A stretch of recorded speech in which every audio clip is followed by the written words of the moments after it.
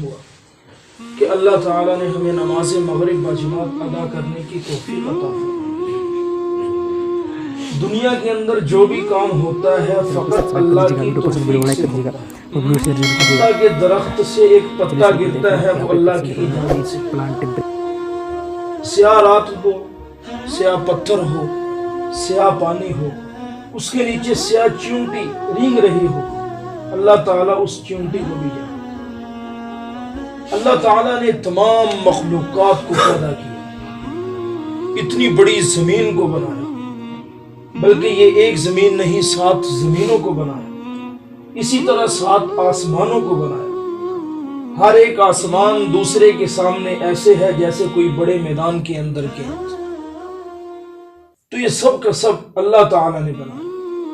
اللہ تعالیٰ کی ذات بہت بڑی ذات ہے، اللہ تعالیٰ کی ذات حقیقی ذات ہے، وہ وحدہ لا شریک ذات ہے۔ قل هو اللہ احد، اس کا کوئی برابر کا ہے نہیں، اس کا کوئی شریک نہیں۔ اللہ الصمد، ہر چیز سے بے نیاز ہے۔ ایک بزرگ نے ترجمہ لکھا ہے کہ وہ اللہ کی ذات جس کے بنانے کے اندر کوئی نقص نہ کرے اور جس چیز کا بنانے کا ارادہ نہ کرے وہ کوئی بنا نہ سکے، ایسی وراء الورا ذات۔ اس نے انسان کو پیدا کیا، اتنی بڑی زندگی دی۔ انسان کو کیوں پیدا کیا؟ وما خلقت الجن والانس الا لیعبدون، کہ انسان یہاں پہ آ کے میری عبادت کرے۔ عبادت کے لیے تو اللہ کے نزدیک فرشتے بہت تھے۔ فرشتوں کے متعلق لکھا ہے کہ اللہ تعالیٰ کے پاس اتنے فرشتے ہیں، حدیث مبارکہ میں آتا ہے کہ بارش کے ہر قطرے کے ساتھ فرشتہ زمین پہ اترتا ہے، اور جو ایک فرشتہ زمین پہ اتر جائے قیامت تک دوبارہ اس کی باری نہیں آتی۔ اور اسی طرح ہر انسان کے ساتھ روزانہ 2 فرشتے ہوتے ہیں جنہیں کرامن کاتبین کہا جاتا ہے۔ وہ صبح کے وقت آتے ہیں، نامہ اعمال لکھنا شروع کرتے ہیں، شام کے وقت وہ چلے جاتے ہیں۔ دوسری شفٹ والے، دوسری مرتبہ والے 2 فرشتے آتے ہیں۔ تو حدیث مبارکہ میں ہے کہ جو فرشتے ایک مرتبہ آسمان پہ چلے جائیں تو قیامت تک ان کی باری نہیں آتی۔ اور کتنے لاکھوں فرشتے ایسے ہیں جو قیام کے اندر کھڑے ہوئے ہیں برسوں سے، کتنے لاکھوں فرشتے ایسے ہیں جو رکوع کے اندر ہیں، کوئی سجدے میں ہیں۔ اللہ کو عبادت کی کیا ضرورت ہے؟ ساری کی ساری مخلوقات اللہ کی نافرمان بن جائے، کوئی بھی اللہ کا نام نہ لے تو اللہ کی شان کے اندر ایک رتی بھر بھی کمی نہیں آ سکتی۔ ساری کی ساری دنیا والے اللہ کا نام لینا شروع کر دے تو اللہ کی شان کو بڑھا نہیں سکتے۔ جتنی شان اللہ کی ہے اس سے نہ کوئی کم کر سکتا نہ کوئی بڑھا سکتا۔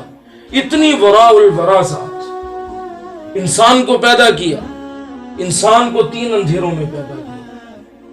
انسان کو پیدا کرنے کے بعد ایک مقصد دے دیا کہ تو نے اس مقصد پہ رہ کے اپنی زندگی کو گزارنا ہے۔ اگر اس مقصد سے، اس دائرے سے تھوڑا سا بھی باہر ہو گیا تو ناکام ہو جائے گا۔ انبیاء اکرام علیہ السلام اسی مقصد کو سمجھانے کے لیے دنیا کے اندر بارہا مرتبہ اللہ تعالیٰ مبعوث فرماتے رہے کہ انسانوں کو اس مقصد کی یاد دہانی کراتے رہے کہ ان کی پیدائش کس لیے ہے۔ پیدائش کا سلسلہ قرآن پاک میں اللہ پاک نے فرمایا کہ میں نے ایک گندے قطرے سے پھر اس کو بوٹی بنایا، پھر اس کے بعد ہڈی بنایا، پھر ہڈی کے بعد اس ہڈی کے اوپر پھر بوٹی کو چڑھایا، پھر اتنا خوبصورت انسان کا ایک وجود دے دیا۔ پھر کیا ہوتا ہے؟ اللہ تعالیٰ کے احکامات سامنے کلام مجید کھلی پڑی ہے، ہر چیز اللہ پاک نے بتلا دی، لیکن کیا ہوتا ہے کہ اذان ہو رہی ہے، وہ مسجد سے بہت دور چلا گیا۔ اسے کہا جاتا ہے کہ بازار کے اندر بیٹھ کے جھوٹ نہ بول، لیکن وہ جھوٹ بول رہا ہے، جبکہ سزا کلام مجید کے اندر وَيْلٌ لِّلْمُطَفِّفِينَ الَّذِينَ إِذَا اكْتَالُوا عَلَى النَّاسِ يَسْتَوْفُونَ، کہ جو کمی بیشی کرتے ہیں ان کے لیے ہلاکت ہے۔ لیکن اس کے باوجود بھی وہ انسان جو خیراتی طور پہ اللہ نے دے دیا، جسے اتنا بڑا وجود بخش دیا، اگر کسی کا کوئی ملازم ہو اور وہ اسے کہے جاؤ پانی لے کے آؤ، وہ پانی نہ لے کے آئے، ایک مرتبہ معاف کر دیں گے، دوسری مرتبہ اسے کہے فلاں کام کرو، وہ فلاں کام نہیں کرے گا تو پھر بھی شاید ہم معاف کر دیں، لیکن تیسری مرتبہ جب ہم اسے کوئی کام کہیں گے اور وہ کام نہ کرے تو ہم اسے نوکری سے نکال دیں۔ وہ اللہ کی ذات جس نے انسان کو اتنا بڑا وجود عطا کیا کہ ایک دل کا مریض اگر دل کا سٹنٹ ڈلوانے ڈاکٹر کے پاس چلا جائے تو 5-6 لاکھ روپے سے کم خرچہ نہیں آتا.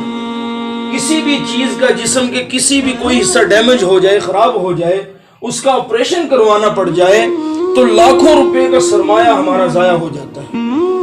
آپ جا کے پوچھیں بلڈ کینسر کے مریضوں کو جو ہر سال اپنا خون چینج کرواتے ہیں، 2-3 کروڑ روپے اپنی جان پہ لگاتے ہیں.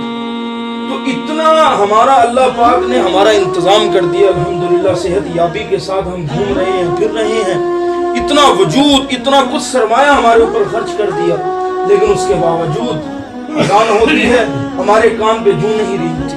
اللہ کے احکامات کی طرف بلایا جاتا ہے، ہمیں کوئی فکر نہیں ہوتی. دراصل ہماری سوچ بدل گئی. ہم نے کامیابی کا جو راستہ تھا اسے چھوڑ دیا. کامیابی کا راستہ تھا جو اللہ پاک نے احکامات نازل فرمائے اور نبی علیہ الصلوۃ والسلام کے طریقوں میں تھی کامیابی.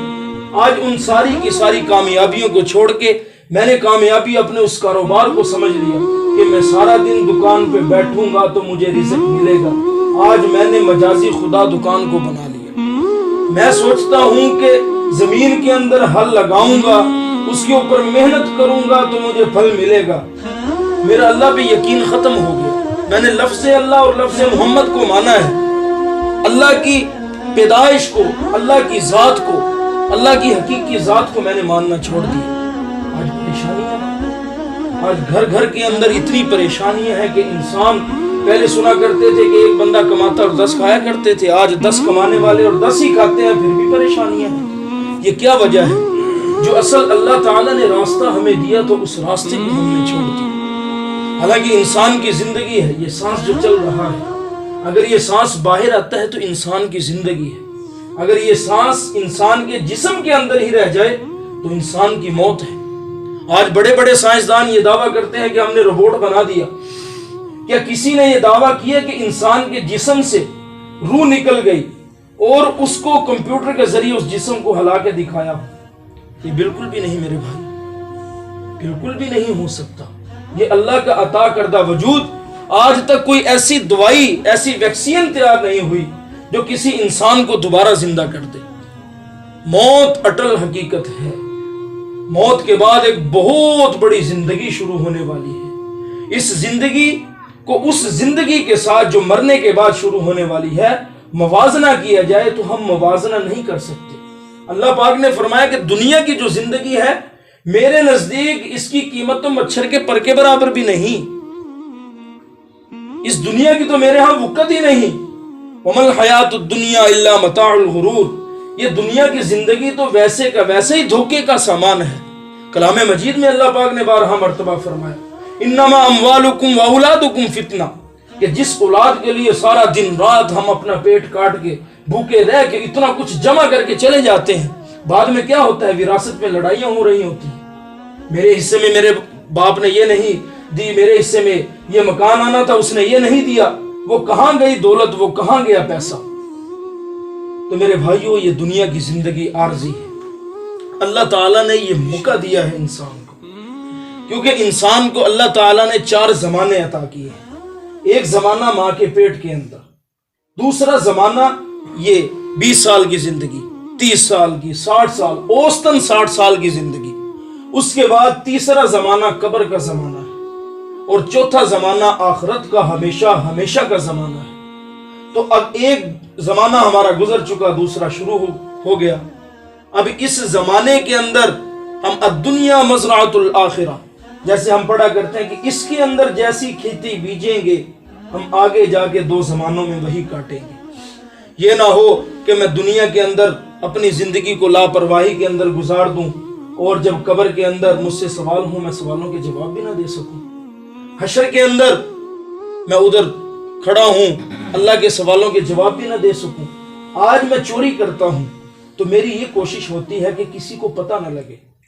اگر کوئی چور پکڑا جاتا ہے اور وہ کہتا ہے کہ میرے ساتھ مکا کر لو، میرے محلے والوں کو یہ نہ پتہ لگے کہ اس شخص نے چوری کی، تو کل قیامت کے دن آدم علیہ نبینا علیہ السلام سے لے کر قیامت تک کی ساری انسانیت، سارے انبیاء علیہ السلام وہاں پہ موجود ہوں گے اور وہاں پہ مجھے کھڑا کر کے کہا جائے کہ تیرے فلاں جرم تھے. तूने फलां वक्त के अंदर सूद लिया था, तूने फलां वक्त के अंदर जिना किया था, तो उस वक्त मेरी गैरत कहाँ चली जाएगी। तो मेरे भाई, ये दुनिया की जिंदगी है, वापस मकसद की तरफ लौटना होगा। मकसद क्या था? जिस तरीके पर अंबिया अलैहिमुस्सलातु वस्सलाम ने अपनी जिंदगी गुजार दी, सबसे बड़ी हस्तियां कायनात के अंदर मासूम अनिल खता इस दुनिया में आई, आप अलैहिस्सलातु वस्सलाम की जाते मुताहिरा, वजह कायनात, लेकिन इस दुनिया के अंदर पत्थर पड़ रहे हैं।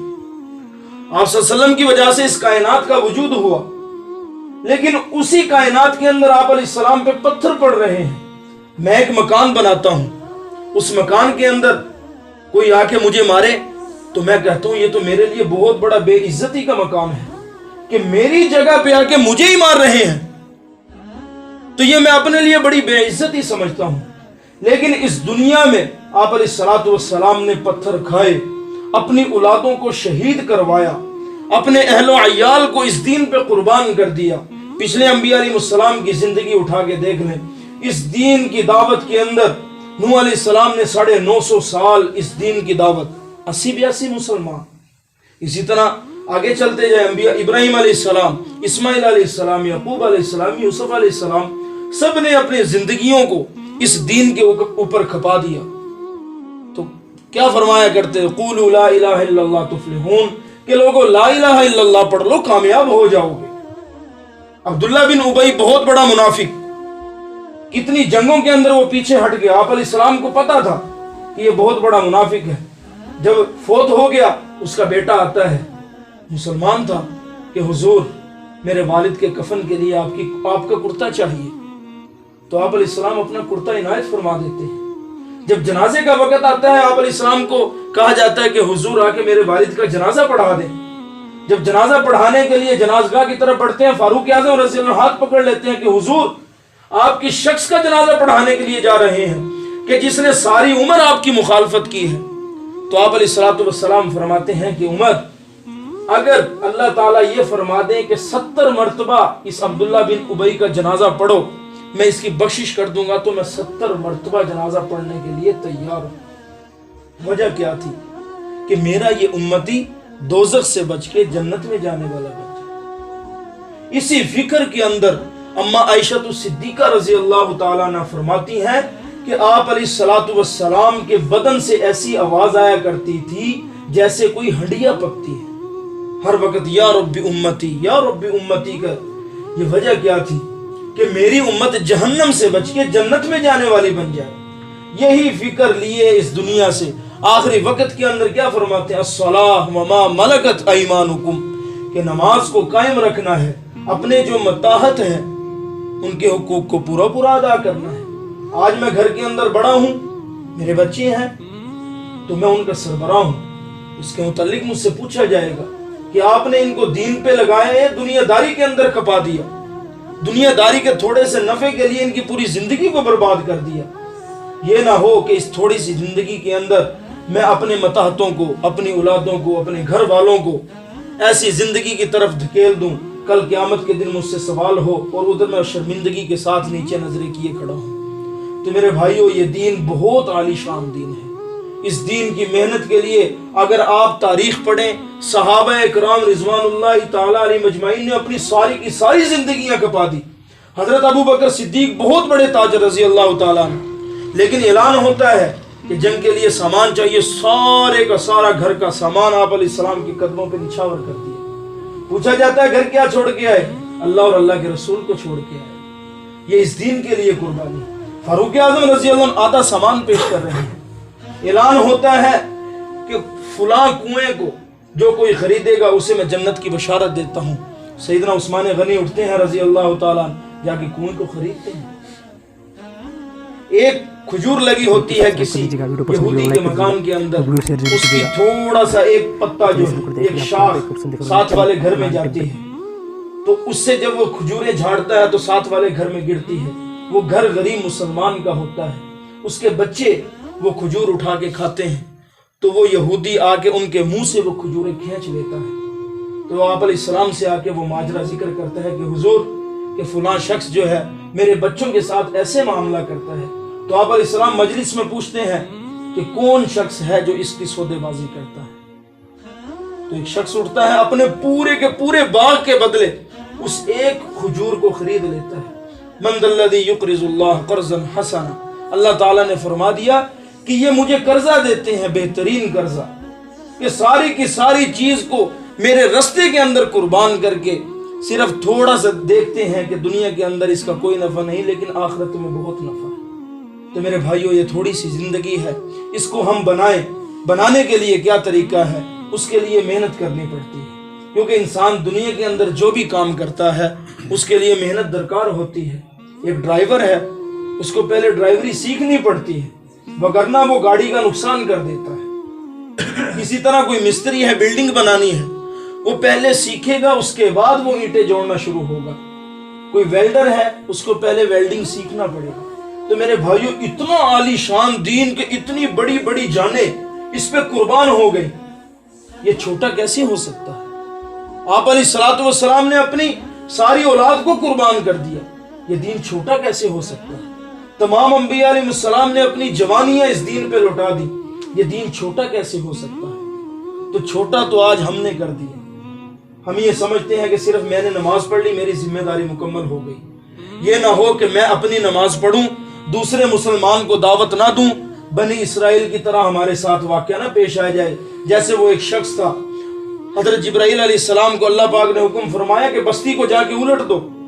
جب وہ آتے ہیں دیکھتے ہیں کہ اسی بستی کا ایک شخص جنگل میں بیٹھ کے عبادت کر رہا ہے, تو وہ واپس جا کے کہتے ہیں کہ یا اللہ, کہ اسی بستی کا ایک شخص جنگل میں بیٹھ کے عبادت کر رہا ہے, آخر ایک تو فرما بردار ہے نا, باقی تو چلو نافرمان صحیح.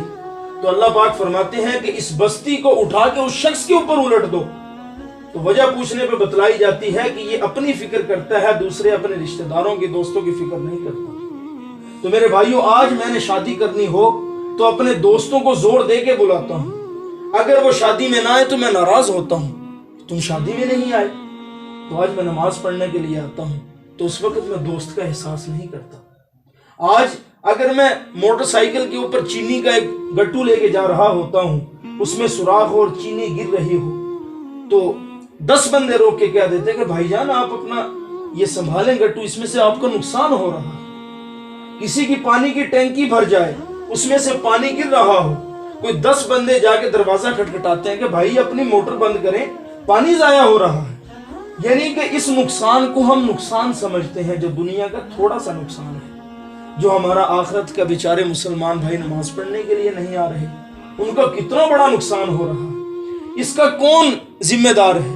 اس کے ہم ذمہ دار ہیں. یہ نہ ہو کہ کل قیامت کے دن وہ لوگ جنہوں نے سہولیات کے طور پہ ہمیں اتنے بڑے بڑے موبائل ہماری جیبوں کے اندر آ گئے, اتنی اچھی موٹر سائیکلیں, اتنی اچھی گاڑیاں, made in Japan, made in Korea, made in China, یہ چیزیں انہوں نے بنا کے ہمارے گھروں تک پہنچا دی. اور کل قیامت کے دن یہ نہ ہو کہ اللہ کے حضور وہ کھڑے ہو کے کہیں کہ یا اللہ, کہ جو چیز ہمارے بس میں تھی, جو ہم بنا سکتے تھے, وہ بنا کے ان کے گھروں تک پہنچا دی. اور جو ان کے پاس ایک امانت کلمہ تھی, ایک جو امانت جو کلمہ تھا, انہوں نے ہم تک نہیں پہنچایا, اس وقت یہ شرمندگی ہوگی. تو میرے بھائیوں, یہ جماعت جو آپ کے پاس چل کے آئی ہے, آخر کیا مقصد ہے اس کا؟ وہی مقصد جس کو ہم نے بھلا دیا. ہم نے بھی بھلا دیا تھا. اسی مقصد کی یاد دہانے کے لیے ہم اللہ کے راستے میں نکلے ہیں. تو بزرگ فرماتے ہیں کہ مقصد کو سیکھنے کے لیے آخر ایک طریقہ ہوتا ہے. کوئی بھی کام کا جیسے طریقہ ہے, پہلے ذکر کیا, تو اس کو جب سیکھ لیا جائے تو کام کرنا آسان ہو جاتا ہے. اب مستری جو کام کر رہا ہے اس کے لیے بلڈنگ بنانا آسان ہے, کیونکہ اس نے سیکھ لیا. نہیں سیکھے گا تو اس کے لیے دیوار بنانا بھی مشکل ہوگی. تو اس لیے دین کو سیکھیں گے, اس پہ عمل کرنا آسان ہو جائے گا. تو اس لیے سیکھنے کے لیے جو ترتیب ایک نصاب دیا جاتا ہے, حالانکہ یہ جو اسکولوں کے اندر ایک نصاب ہے, پہلی کلاس کا, دوسری کلاس کا, تیسری کلاس کا, جیسے جیسے نصاب آتا جاتا ہے, ایک وقت آتا ہے وہ بڑے سامنے ہزاروں لوگ بیٹھے ہوتے ہیں, وہ انگلش کے اندر ٹر ٹر ٹر ایسے تقریر کر رہا ہوتا ہے. اور ایک وقت ایسا تھا کہ وہ ابھی اے فار آنٹ, بی فار بال ایسے پڑھ رہا تھا. تو وہ کیا کہ جب سیکھتے ایک